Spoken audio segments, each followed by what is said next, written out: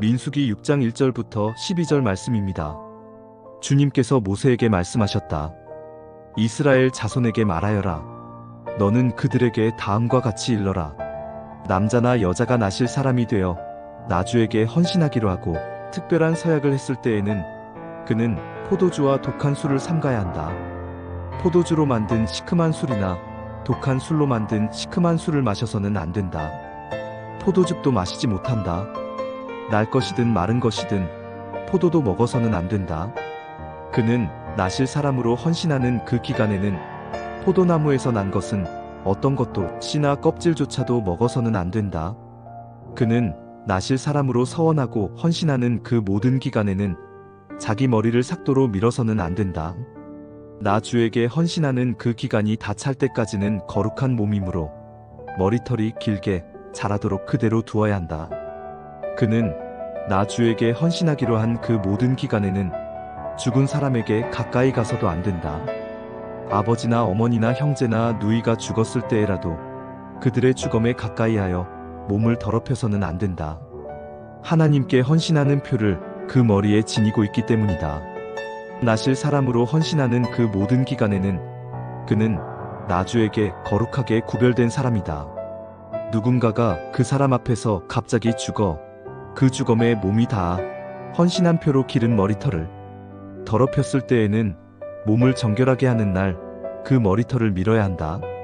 곧 그는 이래 동안을 기다렸다가 머리털과 수염을 밀어야 한다. 그리고 여드렛 날에는 산비둘기 2마리나 집비둘기 새끼 2마리를 회막 어기로 가져와서 제사장에게 주어야 한다. 그러면 제사장은 1마리는 속죄제물로 삼고 나머지 1마리는 번제물로 삼아 주검을 만진 그의 죄를 속해야 한다. 바로 그날로 그는 다시 자기 머리털을 거룩하게 바쳐야 한다. 헌신하기로 작정한 기간 동안 그는 나주에게 자신을 새롭게 헌신해야 하므로 1년 된 새끼 순양을 가져다가 속건제물로 바쳐야 한다. 나실 사람으로 한번 구별된 그의 몸이 이 일로 더럽게 되었기 때문에 새로 헌신하기로 한 경우에는 그 이전까지의 기간은 무효가 된다. 네, 샬롬. 오늘도 말씀 앞에 나오신 여러분들을 축복합니다. 여러분들은 서원이라는 말을 들어보신 적이 있나요? 서원은 히브리어로 네데르인데 이 말은 서원하다, 맹세하다라는 뜻을 가진 나다르에서 왔다고 합니다. 이 서원에는 우리가 많이 들었던 서원 예물과 같은 헌금이 될 수도 있고요. 또는 개인의 삶이 될 수도 있습니다. 이 개인의 삶을 서원한 사람들의 경우에는 내가 20대의 삶을 하나님께 헌신하겠다라고 하는 경우도 있고, 혹은 의사나 교사나 이러한 특정 직업을 통해서 나의 온 삶을 하나님께 바치겠습니다. 내가 하나님의 일을 위해서, 나를 위해서 힘쓰겠습니다라고 서원하는 경우도 있습니다. 그러나 우리가 정말 잘 아는 서원의 종류는 목회자로의 서원이겠죠. 이 목회자로의 서원은 보통 부모님들이 자녀들이 어렸을 때 혹은 자녀가 태어났을 때 주의 종으로 바치겠습니다 라고 서원하는 경우가 많습니다. 저희 아버지와 또 오빠의 경우에도 부모님께서 또 서원을 하셔서 지금 목회의 길을 걷고 계신데요. 꼭 이렇게 부모님들이 서원한 경우가 아니더라도 본인이 스스로 내가 목회자의 길을 걷겠다, 내가 사역의 길을 걷겠다 서원하여 목회의 길을 걷는 분들도 계십니다. 이처럼 예물이든 어떤 개인의 삶이든 이러한 서원은 하나님을 위해 내가 나의 삶을 올려드리겠노라는 약속이라고 할 수 있습니다. 그렇다면 구약에서는 이러한 서원이 어떠한 모습으로 기록되어 있을까요? 구약에서는 이 서원과 관련하여 나실인이라는 제도가 있었습니다. 이 나실인의 나실은 헌신하다, 성별하다라는 뜻을 가진 히브리어 나찌르라는 단어에서 왔습니다. 이 나실인은 그 뜻대로 하나님 앞에서 구별된 삶을 살겠다 고백한 사람입니다.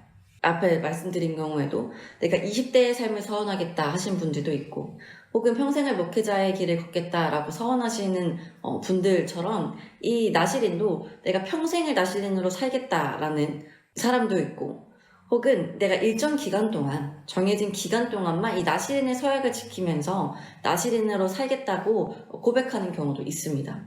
나시린의 대표적인 인물들로는 우리가 잘 알고 있는 삼손과 사무엘이 있죠.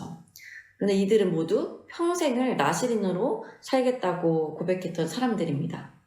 오늘 본문에서는 그렇다면 이 나시린은 어떻게 살아가는 사람들이고 또 어떠한 것을 지켜야 하는 사람들인지에 대한 것들이 명시되어 있는데요. 나시린의 서원을 하는 이유에 대해서는 언급하지 않고 있습니다. 그러니까 왜 나시린으로 서원을 해야 하고 나시린으로 서원한 이유가 무엇인지에 대해서는 나와 있지 않다는 것이죠. 그러나 다만 추측하건대 나시린으로 서원을 하는 경우에는 아마도 일정 기간 동안 성전에서 봉사하거나 또 가난한 사람들이나 또 병자들을 위해서 봉사하기 위함이었을 것으로 추측이 됩니다. 이처럼 성별됨을 나타내는 나시린은 나시린에 대한 율법이 또 정해져 있었기 때문에 오늘날의 서원보다는 조금 더 특별한 맹세의 행위였습니다. 그렇다면 구체적으로 말씀을 통해 헌신된 자의 구별된 삶이 어떠한 모습인지 한번 살펴보면 좋겠습니다. 2절을 보니 남자나 여자나 특별한 서원, 곧 나시린의 서원을 하고 자기 몸을 구별하여 여호와께 드리려고 하면 이라고 말씀하십니다. 이 말씀에 따라 나시린의 서원은 남녀 모두에게 해당되는 것을 알 수 있습니다. 그러니까 나시린이라고 하면 우리가 대표적으로 뭐 사무엘이나 삼손과 같은 사람들을 떠올리게 돼서 나시린은 남자에게만 해당되는 것인가 라는 생각을 할 수 있는데 남자, 여자 모두가 가능했다는 것이죠. 그리고 3절부터는 이 나시린으로 지켜야 할 것들이 명시되어 있습니다. 나시린으로 서약을 하면 지켜야 할 것들에는 3가지가 있었는데요. 그 첫 번째가 포도주를 금하는 것이었습니다. 3절과 4절의 말씀인데 말씀을 보면 포도와 독주를 멀리할 것, 포도주로 된 초나 독주로 된 초를 마시지 말 것, 포도즙도 생포도나 건포도도 먹지 말 것을 말씀하십니다. 뿐만 아니라 나시린으로 서원한 동안에는 포도나무 솟아는 씨나 그 껍질도 먹지 말라고 엄격하게 말씀하고 계십니다. 여러분 이렇게 철저하게 포도주를 금하신 이유가 무엇일까요? 여러분 포도주는 사람을 취하게 하죠. 사람이 취하면 어떻습니까? 실수를 하게 되어 있습니다. 노아의 모습을 한번 떠올려 보십시오. 방주를 만들고 또 그렇게 모든 타락한 인류를 대표해서 또 살아남은 그 노아가 포도주를 마시고 취하여 바지를 벗고 자는 실수를 범합니다. 이것들의 자녀들이 보게 되죠. 이러한 모습이 나시린에게 나타나면 어떨까요? 모두가 이 사람이 나시린인 것을 알고 하나님께 성별하여 구별된 삶을 살고 있는 것을 아는데 그렇게 포도주를 먹고 취한 모습으로 실수하는 모습들을 사람들에게 보여준다면 아마 그 모습만으로도 하나님의 영광이 가려질 것입니다. 그리고 과연 나시린의 서약은 무엇인가에 대한 의문을 사람들이 품게 되겠죠. 뿐만 아니라 이 포도주는 세상의 즐거움을 의미합니다. 하나님께 자신의 인생을 서원한 나시린은 이제는 세상의 즐거움을 거절하고 오직 하나님으로부터 오는 그 만족과 평안에 따라 살아야 하는 존재들입니다. 그래서 이러한 이유들로 나시린에게는 포도주가 엄격하게 금지된 것이죠. 두 번째는 머리를 자르지 않는 것입니다. 5절과 6절의 내용인데요. 말씀에서도 삭도를 절대로 머리 대지 말라 말씀하십니다. 이 삭도는 머리를 깎는 칼을 의미합니다. 오늘날로 말하면 절대 머리에 가위나 이발도구를 대지 말라는 것이죠. 머리를 밀지 말라 하신 데는 또 이유가 있는데 이 머리는 권위를 상징하기 때문입니다.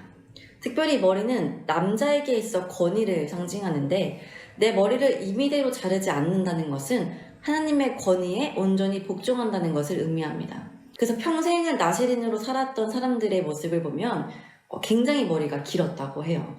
머리를 한 번도 자르지 않아서. 아마 사무엘과 삼손의 모습도 그러했겠죠. 세 번째는 시체를 가까이 하지 않는 것입니다. 6절과 7절의 내용인데요. 특별히 7절을 보면 부모, 형제, 자매가 죽은 때라도 그로 말미암아 몸을 더럽히지 말라고 말씀합니다. 다소 조금 충격적이고 좀 마음이 어려워지는 구절이 아닐까 싶은데 부모, 형제, 자매가 죽었을 때에도 그들의 시체에 가까이 가지 말라는 것입니다. 여러분 이처럼 가족의 어떤 죽음에도 굉장히 엄격하게 하나님께서 말씀하고 계신데 만약 나시린으로 서원한 사람 옆에 누군가 우연히 죽게 되면 어떻게 될까요? 이 말씀이 9절과 12절의 말씀입니다. 9절에 보니 그는 머리를 밀고 나시린의 서원을 다시 시작해야 한다고 말씀합니다.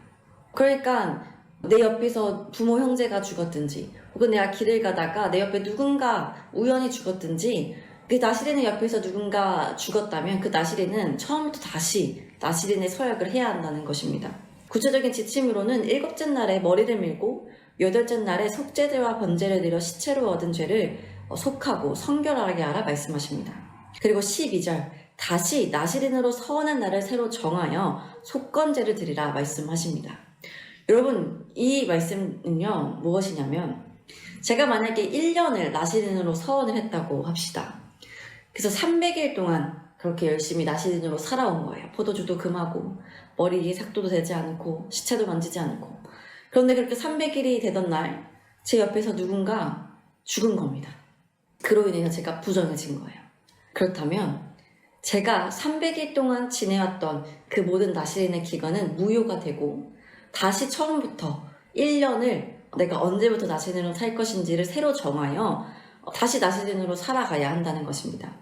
이처럼 시체는 나시린에게 있어서 나시린의 사역을 다시 해야 할 만큼 굉장히 부정한 것으로 간주되었던 것 같아요.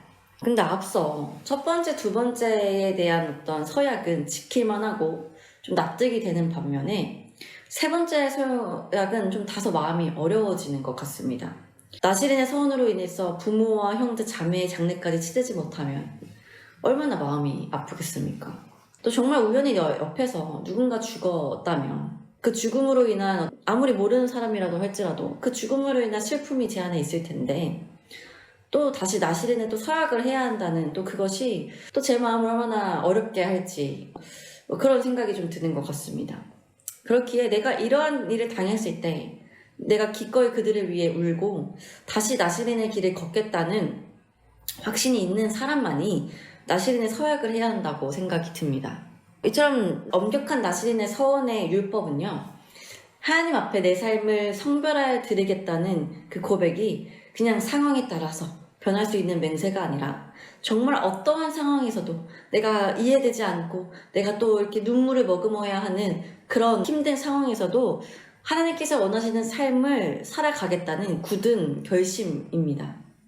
그렇게 이런 나시린의 소원은 함부로 해서는 안 되고 정말 확신과 믿음의 결실이 있는 사람만이 해야 하는 것이죠.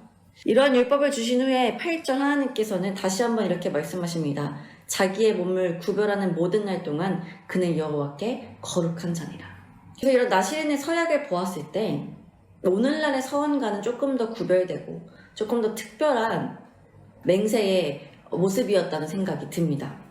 그렇다면 여러분, 오늘날 우리는 나시린으로서의 삶을 어떻게 살아갈 수 있을까요? 오늘날 우리가 서원하면 목사님이나 전도사님과 같은 사역의 길에만 서원이 있고 또 그들만이 뭔가 나시린과 같다는 생각을 합니다. 그러나 사실 우리 모두가 하나님께 구별된 삶을 서원하며 나아가야 하는 자들입니다. 세상의 즐거움을 거절하고 하나님이 주시는 그 즐거움만을 우리의 즐거움으로 삼으며 주님이 원하시지 않는 죄를 멀리하고 또 그러한 죄들로 인해 우리가 부정해지지 않도록 늘 기도와 말씀으로 경계하며 살아야 합니다. 그러니 사랑하는 여러분, 우리가 할 수만 있다면 나시린의 결단으로 우리의 삶을 살아갔으면 좋겠습니다. 하나님께서 하나님을 위해 그 삶을 구별하며 살았던 나시린들을 귀히 여기시고 또 그들을 거룩하다 말씀하시고 또 그들의 삶을 귀하게 사용하셨던 것처럼 하나님께서 우리에게 거룩한 자다 말씀하시는 그 말씀을 듣고 또 우리의 삶을 어떻게 또 구별하여 또 사용하시는지 그것을 기대하며 나아갔으면 좋겠습니다. 그래서 각자의 삶 가운데 하나님께 약속한 일들이 있다면 여러분 타협하지 마시고 그 약속들을 꼭 지켜내시기를 소망합니다. 또 하나님께서 우리에게 원하시지 않는 그 죄의 모습들이 있지 않습니까? 그런 모습들에 대하여 나시린과 같은 결단으로 우리가 그 죄에 대하여 철저히 돌이키는 자들이 되기를 소망합니다. 그래서 소망하기는 우리의 삶이 나시린과 같아지기를 소망하고 또 그래 날마다 우리의 삶이 거룩하여져서 하나님과 동행하기에 부족함이 없는 또 하나님께서 우리에게 거룩하다 말씀하실 수 있는 그런 삶이 되기를 소망합니다. 우리 함께 기도합시다. 하나님 오늘도 말씀으로 하루를 시작하게 하시니 감사합니다. 오늘날 우리의 삶에는 나시린과 같은 성별된 삶의 모습과 또 결단이 있는지 돌아보기 원합니다. 우리가 하나님께 올려드리는 약속과 결단들은 너무 쉽게 무너지고 있지 않습니까? 상황에 따라 환경에 따라 쉽게 타협하고 지키지 못한 것에 대해 가벼운 아쉬움만을 토로하며 또 똑같은 삶을 반복하고 있지는 않습니까? 주님 하나님을 위해 살겠노라 서원한 나시린들의 삶을 엄격하게 상별하시고 또 그들에게 그러한 결단을 요구하신 것을 구약시대의 나시린들만의 삶으로 보지 않게 하여 주옵소서.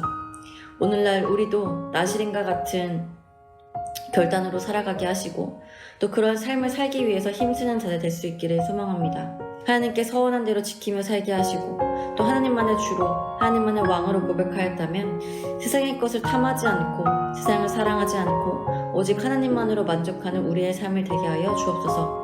또한 우리의 삶이 날마다 거룩하여져서 주님 보시기에 정말로 세상과 구별된 나시린과 같은 모습이 되어가기를 소망합니다. 오늘 하루를 말씀을 시작하는 주의 청년들에게 이런 은혜를 허락하시고 또 오늘 하루 이들의 삶이 나시린과 같이 구별되고 거룩한 자의 모습이 되기를 소망하며 사랑이 많으신 예수님의 이름으로 기도드립니다. 아멘.